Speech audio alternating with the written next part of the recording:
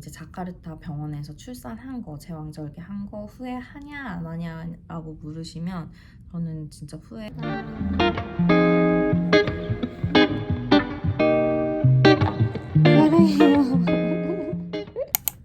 안녕하세요 여러분. 저는 이제 출산을 잘 마치고 돌아왔습니다. 현재 출산한 지 30일차 되고 저희 아가도 이제 신생아를 막 졸업을 했고요. 저는 이제 본도긴다 병원에서 37주 4일에 3.2kg로 아들을 출산했어요. 그리고 제왕절개를 했습니다. 제가 이제 영상을 좀 남겨보려고 하는 게, 제가 처음에 여기 와서 초산이기도 하고 그리고 정보가 너무 없다 보니까 되게 무서웠던 점들이 되게 많았거든요. 그래서 제 영상을 보시면서 어떻게 여기서 출산을 하게 됐는지, 그리고 또 수술 방법은 어떻게 되고 수술 순서 이런 거를 좀 말해드리면 좀 도움이 될까 싶어서 영상을 한번 찍어보기로 했어요. 이제 수술 순서를 먼저 말씀을 드리면, 저는 오후 3시 30분에 수술이 잡혀 있었고요. 그래서 7시까지 병원에 도착을 해서 입원 수속을 합니다. 그래서 8시에는 입원실에 누워 있었고요. 그래서 누워서 그때부터 금식을 진행을 했고, 그 다음에 이제 수술에 맞춰서 절차를 좀 진행을 하는데, 정맥 주사를 위해서 바늘도 좀 꽂고, 그리고 또 수술을 위한 전해질 같은 거나 수액 같은 거를 미리 먼저 맞습니다.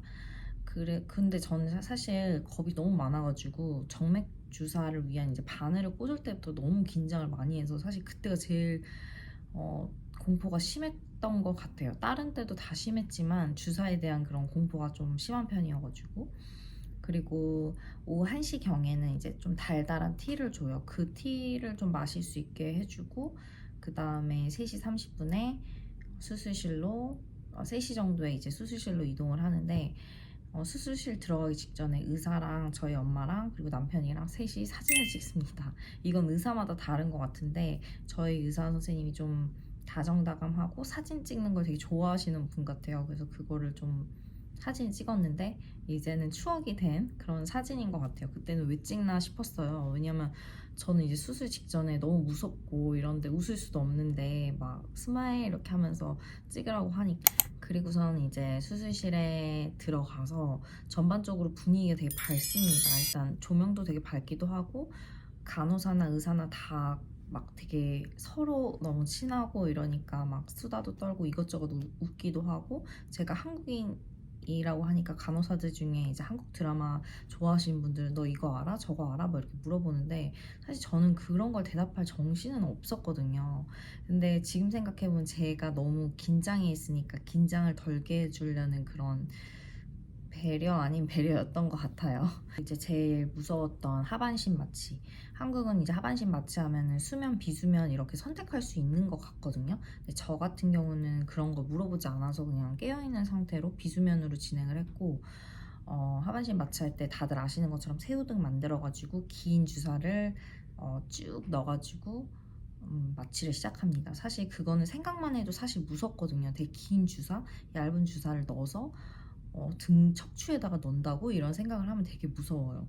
근데 실제로 그 계속 무섭다고 생각하니까 그게 그렇게 아프진 않지만 아픈 것 같은 느낌이 굉장히 많이 들었고, 저는 한 5분 정도 걸렸어요. 왜냐하면 제가 많이 움직이기도 했고 무섭다고 계속 해가지고. 그래서 간호사가 손도 잡아주고 의사도 계속 중간에 괜찮아 괜찮아 이렇게 말을 많이 해줬어요.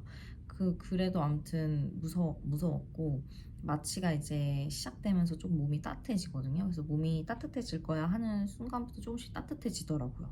그러더니 이제 발가락 움직여 보라고 해서 발가락 움직였더니 움직여지더라고요. 그러니까 배를 꼬집더니 배는 어때? 그래서 배는 감각이 없었어요. 그러니까 그럼 마취 됐네, 시작할게 이러는 거예요. 그래서 나 발가락 움직여진다니까 이러니까 근데 배는 감각 없잖아 이러면서 발가락은 어차피 마지막에 뭐 마취가 될 거야 라고 하면서 시작을 해요. 그래서 약간 좀 당황스러웠지만 뭐 의사 말이니까 들어야 되고, 그리고 하반신 마취 한 다음에 소변줄을 끼워요. 그래서 저는 소변줄 끼우는 것도 얼마나 아플까 이런 생각을 들었는데, 마취한 상태다 보니까 약간 느낌은 나긴 하는데 그래도 아프거나 그러진 않습니다. 저는 이제 한국 유튜브로 봤을 때 뭐 수술 20분이면 끝난다 이랬는데 사실 그 배 가르고 아기가 나오는 데까지 한 2, 30분이 걸리는 그 시간을 말한 것 같아요. 제가 3시 반에 들어가서 이것저것 마취 준비하고 이래서 총 걸린 시간은 5시쯤에 나온 것 같거든요. 그래서 이제 마취를 시작하고 배를 가르는데 조명이 위에 크게 있어요. 근데 그 조명이 이제 배를 잘 봐야 되니까 거기에 이렇게 반사판처럼 비치더라고요. 그래서 제가 제 배가 살짝 이렇게 노력만 하면 보일 수 있는 그런 상태여서 전 눈을 계속 감고 있었어요. 너무 그걸 보면은 또 패닉이 올 것 같아서. 그래서 배를 가르는데 아프진 않지만 그 감각들이 내 배를 가르고 있구나 이런 느낌이 들어서 되게 불편하고 계속 무섭다는 그 공포감은 계속 있었던 것 같아요. 그래서 제왕절개가 알다시피 배를 여러 번 갈라서 여는 거, 개복하는 거기 때문에 그러다가 한 2, 30분 정도 되게 긴 시간이 흐른 것 같았는데 그걸 열고 나니까 아이가 나왔고 아이가 너무 우렁차게 우니까 그때부터 긴장이 좀 풀려서 눈물이 그냥 나오더라고요. 저도 울 줄은 몰랐는데 그 애기 울음소리 듣고 눈물이 막 흐르고 아이를 이제 제 품에다 잠시 안겨주고 또 사진을 찍습니다. 왜 맨날 사진을 찍는지 모르겠지만 사진을 찍어주고 다시 마무리로 배를 꼬매기 시작하는데 그때 사실 그 개복하는 것보다 꼬맬 때 느낌이 더 안 좋더라고요. 그래서 이게 꼬맬 때 몸을 꽉 이게 실로 당기니까 몸이 이렇게 살짝 이렇게 옆으로 움직여진 그런 느낌이 들어요. 그래서 그게 빨리 끝났으면 좋겠다 이런 생각이 계속 들었고 어느 순간 갑자기 숨이 안 쉬어지고 어지럽고 땀이 나기 시작하는 거예요. 그렇다고 말하니까 바로 산소 호흡기 꽂아주고 그래서 좀 났어요. 그래서 잠시 눈을 감고 잠이 들랑말랑 했던 것 같아요. 약간 어지럽고 이래가지고 그래서 무사히 잘 마치고 돌아와서 잠시 회복실에서 있다가 남편이랑 엄마 보고 그 다음에 이제 제 원래 이제 병실로 오게 됩니다. 그리고 이제 수술 직후를 말씀드리면은 제 이제 병실에 들어오고 나서 한국 같은 경우는 방구를 끼면은 밥을 준다고 하는데 여기는 수술 방법이 에락이라고 해서 좀 다른 방식으로 진행된다고 했잖아요. 산모가 되게 빨리 회복할 수 있게 도와주는 그런 수술 방법인데 그래서 바로 밥을 먹을 수 있게 해줘요. 되게 굉장히 배고프거든요. 공복을 오래 유지해서. 그래서 바로 밥을 먹고 아이는 11시, 오후 11시 정도, 저녁 11시에 봅니다. 그리고 그때까지 이제 진통제 처치해주고 그런 상태고 소변줄은 첫날은 계속 달고 있어요. 그리고 둘째 날 돼서는 바로 소변줄 뗀다고 하거든요. 저는 소변줄 떼는 게 진짜 아플 줄 알았는데 생각보다 그렇게 아프지는 않더라고요. 왜냐면 진통제를 계속 맞고 있어서 그렇게 고통이 크진 않았어요. 근데 이제 소변줄 빼면은 그 말은 즉 저 혼자 화장실에 가야 된다는 말이거든요.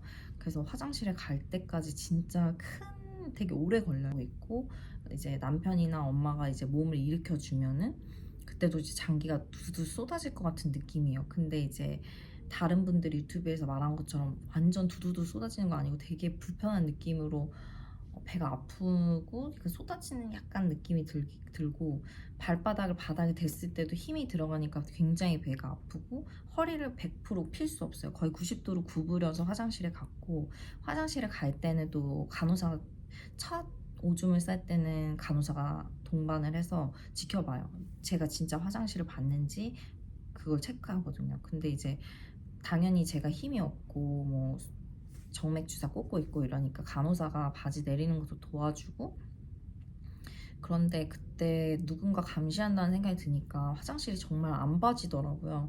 그래서 한 5분 동안 기다렸다가 화장실 보고 그 다음에 이제 생리 패드 같은 거 갈아주시고 오로가 나올 수 있으니까 다시 간호사님이 도와주셔서 다시 자리 와서 누워 있습니다. 그리고 계속 움직이라고 해서 진통제를 맞아서 사실은 움직일 수는 있어요. 아프긴 하지만 불편하긴 하지만 그 힘으로 계속 왔다 갔다 하려고 노력을 했던 것 같아요. 병실 내에서만. 근데 사실 약발이 조금씩 떨어지기 시작하면서 식은땀이 엄청 나고 배가 너무 아프더라고요. 그래서 제가 이거는 내가 그 진통제로 움직이고 있구나. 좀 나대지 말고 좀 쉬어야겠다 이런 생각을 해서 또 누워 있었고 매번 자다 깼을 때는 땀에 범벅이 돼서 일어났던 것 같아요. 땀으로 샤워를 했고 몸에서 열이 굉장히 많이 납니다. 그 병실 자체는 에어컨 온도가 굉장히 낮은데도 불구하고 저는 되게 덥다는 생각을 많이 했는데 계속 엄마가 이불 덮어주고 산후풍 올 수 있다고 남편이 양말 신겨주고 막 그랬던 기억이. 셋째 날 때부터는 이제 수액을 뽑고 아예 정맥 주사 바늘도 뽑습니다. 그리고서는 항문에다가 알약을 넣어줘요. 그게 진통제인데 사실 그것도 좀 간호사가 한 번에 잘 넣어주면 좋은데 잘 못 넣어줘가지고 남편이 막 봐주기도 하고 그러거든요. 그때 약간 좀 창피하고 막 그런 느낌이 들기도 하는데 아픈 게 더 심해서 그런 생각은 아주 잠깐 들었던 것 같아요. 그리고 저희는 3박 4일 입원을 해요. 한국은 일주일로 알고 있는데 여기는 또 회복 방법도 빠르고 뭐 이러다 보니까 3박 4일 만에 퇴원을 하게 됩니다. 근데 퇴원하면서도 저도 진짜 움직일 때 힘들었고 배에서 이제 과속방지턱 넘을 때만 해도 배 흔들려서 아프고 좀 많이 못 걷고 이랬었던 것 같아요. 이제 모유수유에 대해서 말씀을 드리면 여기 인도네시아는 이제 모유수유를 되게 권장하는 나라예요. 그래서 이제 아이가 태어나고 나서 모유가 나올 때까지 분유를 안 준다고 해요. 그래서 이제 카페 글이나 이런 데 보면 분유 챙겨가서 분유 주라고 얘기를 하라고 하더라고요. 저희도 분유를 당연히 챙겨갔지만 소아과 의사가 여기 아기 위는 손톱만 해서 2, 3일은 안 먹어도 된다 이렇게 얘기를 하는 거예요. 그래서 초유를 꼭 먹이는 게 좋다. 그리고 아기를 젖을 물려버릇 하는 게 좋다 이런 말을 들어서 의사가 그렇게 말하니까 그럼 여기 말을 한번 따라보자 이렇게 하고서는 첫째 날부터 몸이 회복되지 않았는데도 계속 젖 마사지 해주고 또 아이 데려와서 아이한테 젖을 물리거든요. 근데 당연히 안 물어요. 애가 저 3일째, 2일째 밤에 겨우 물었나?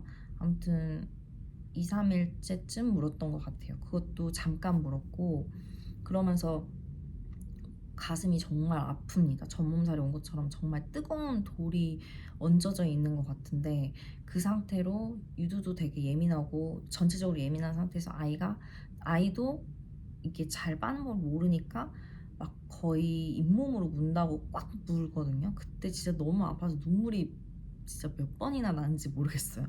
근데 그렇게 해서라도 아이가 물어주니까 가슴 뜨거워지고 막 이런 건 좀씩 사라지더라고요. 그래서 사실 유축기도 병원에서 빌려주는데 저희가 젖병을 좀 안 맞는 걸 가져가서 유축도 잘 못해서 아이가 이제 풀어주는 것밖에는 사실 방법이 없었고 아니면 손으로 짜내는 거 외에는 방법이 없었고 근데 처음에 그렇게 고생을 하면서 아이한테 물려버려서 하니까 지금까지 모유수유를 잘 하고 있고 아이랑 지금 합을 맞춰서 잘 가고 있고 가끔씩 이제 보충수유하는 정도만 하고 있습니다.